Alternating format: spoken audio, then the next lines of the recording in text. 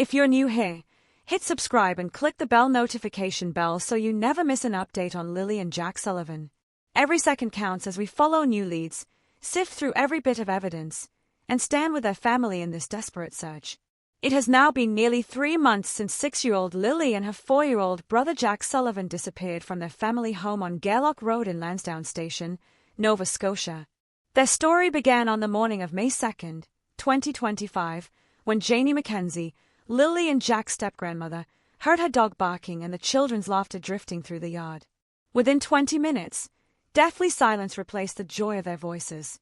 Janie burst from the nearby RV where she lived, only to find her son, Daniel Martel, and daughter-in-law, Malahia Brooks Murray, in panic, their baby daughter safe but alone. The swing set where Lilly and Jack had played that morning swayed in the breeze, as if mocking the horror unfolding just steps away. The RCMP Major Crime Unit launched an expansive search that day, dispatching ground teams, bloodhounds, drones, and helicopters. Search and rescue volunteers in bright orange jackets fanned through 5.5 square kilometers of dense woods, fallen trees left by past storms, and hidden wetlands. Every dark brush, every hollow log became a potential hiding place. Yet the only physical clues were a fragment of Lilly's pink blanket, found in patches of clover near the driveway, and a pair of small footprints by an overgrown pipeline trail. Both were carefully collected and sent to forensic labs for testing, but no definitive answers emerged. Within hours, local news was filled with interviews of grieving family members. Daniel Martel, his eyes bloodshot from exhaustion and tears, told reporters he had voluntarily taken a polygraph test and got good results. He urged Nova Scotians to trust the RCMP word. "I'm the only one doing media for Jack and Lilly, trying to keep this story alive." His wife, Malahia, was advised by police to limit her media appearances to avoid jeopardizing the investigation, but she issued a brief statement pleading for public help and offering prayers for her missing children. Online, speculation ignited. Social media posts questioned the family's every move. Some users riffled through obscure forum archives to resurrect unverified tales of family strife. Comments accused the parents of inconsistencies. First they said the fence was closed, then open.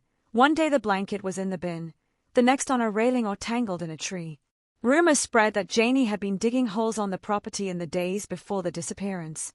Others floated theories of abduction, accusing strangers of targeting the children, although RCMP insisted there was no evidence of abduction. Amid the growing cacophony of rumors, a voice of reason came from within the family, Janie Mackenzie herself. She granted a rare, emotional interview to CBC News, her voice cracking as she begged the public to stop the rumors.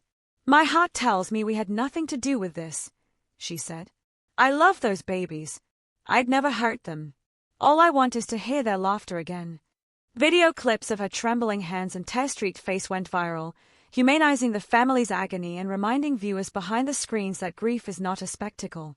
As days melted into weeks, the RCMP intensified their forensic effort. Over 5,000 video files, from home security cameras, dashcams, and business surveillance, were catalogued and reviewed. Analysts combed each frame for movement: a flash of pink in a driveway, a small figure slipping beyond a tree line, a vehicle door closing at an odd hour. They cross-referenced timestamps, GPS metadata, and weather logs to rule out false leads. More than 600 tips streamed in from across eastern Canada, some promising, others red herrings. Investigators logged each one as a separate task, swelling the total to over 800 open files. Parallel to the digital dragnet, the RCMP secured 7 judicial authorizations to seize and examine materials, mobile phones, tablets, hard drives, and storage devices belonging to persons of interest and to properties in the vicinity. They enlisted the National Centre for Missing Persons and the Canadian Centre for Child Protection to aid in data analysis and victim support. Provincial police units from New Brunswick and Ontario lent manpower to the case, underscoring the national concern. Yet in press briefings, investigators remained circumspect, noting only that the work was ongoing, deliberate, and exhaustive. The award of up to $150,000 offered by Nova Scotia's Major Unsolved Crimes program underscored that provincial authorities regarded this as more than a routine missing persons inquiry. Attorney General Becky Drouhan appealed directly to the public. "Lilly and Jack's disappearance has touched us all. We need your help. Any information, no matter how small, could bring them home. Media coverage turned sober in the wake of the reward announcement. Stories shifted from speculation to urging public cooperation. Amid the large-scale investigation, two family-centric controversies stood out. First, the pink blanket's curious journey, appearing alternately in a trash bin, on a railing, in a tree, raised questions about chain of custody and possible miscommunication.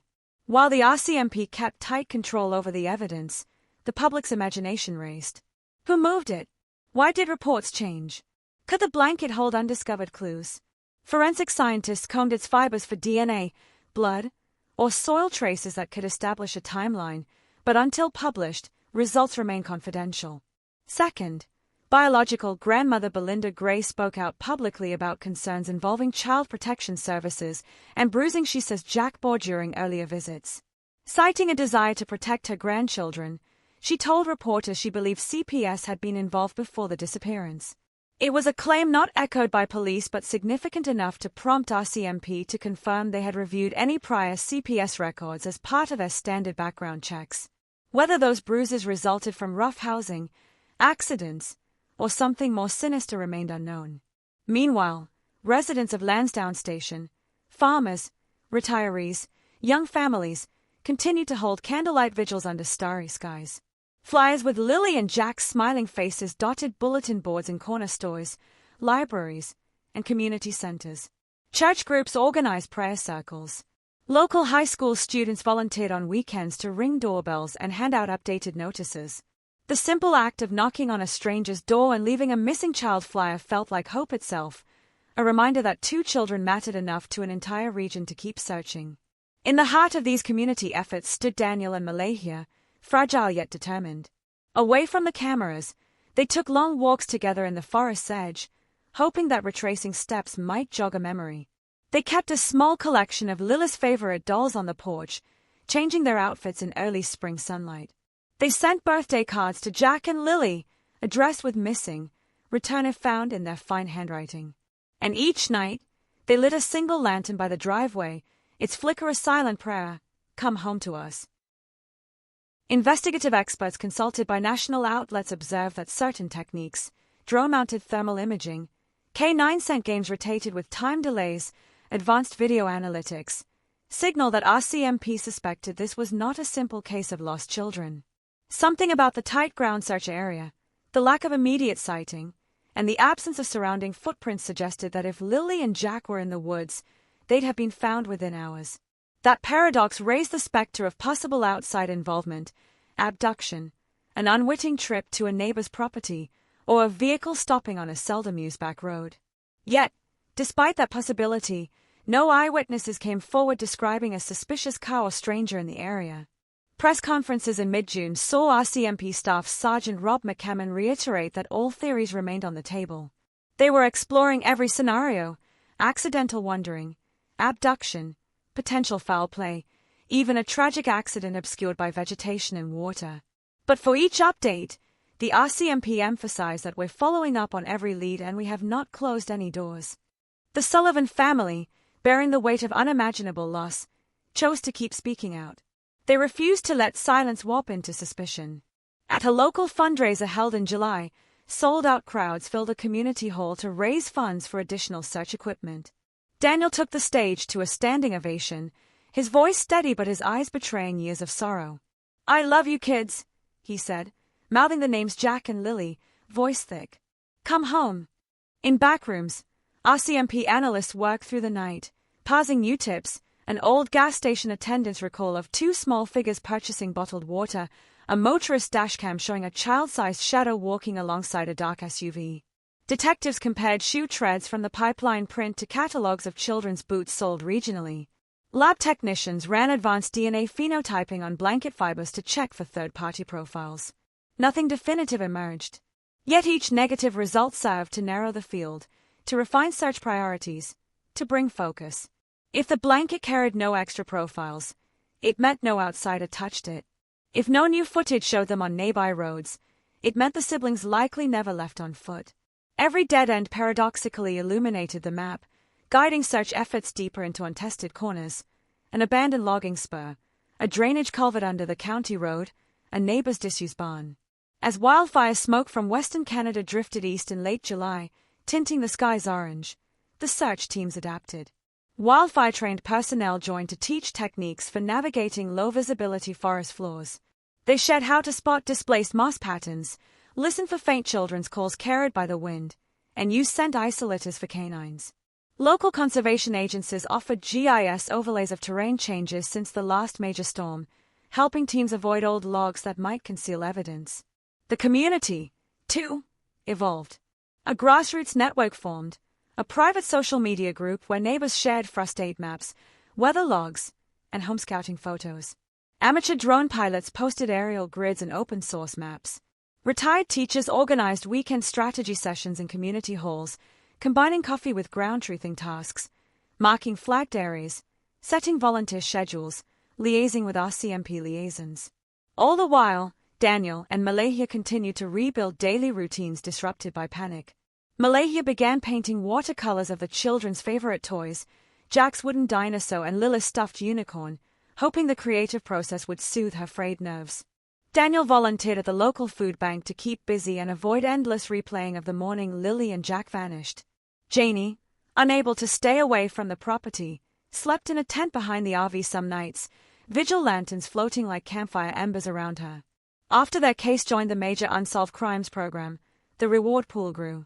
Word spread that the $150,000 could go not just for tips leading to arrests, but for any information of investigative value. That nuance encouraged lesser-known sources, like farmhands, fruit pickers, or seasonal workers, to step forward, offering glimpses of the morning woods or odd conversations about voices heard beyond the fence. By late August, 3 months on, the RCMP marked Phase 2 of their search plan.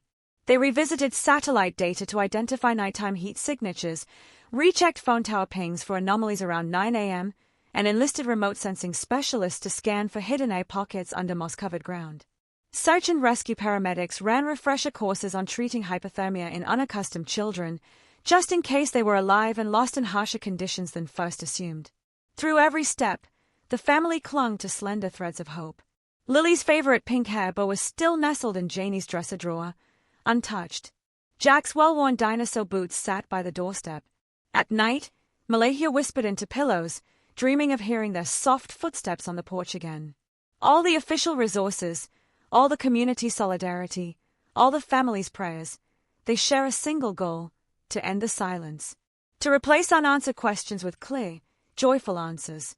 To hear Lily say good morning and Jack laugh through a scrimmage over breakfast. If you've seen or heard anything, no matter how slight, please call the RCMP Major Crime Unit at 9028965060 or Nova Scotia Crime Stoppers at 1-800-222-TIPS. You can remain anonymous. Your tip could be the one that brings 2 missing children home. Every update arrives by video, by social media post, and by word of mouth. Every second the notification bell rings could deliver a clue, a breakthrough, a final answer. That's why subscribing matters. That's why sharing this story matters. Lily and Jack Sullivan deserve to come home. And until they do, we will keep searching, questioning, and hoping, together.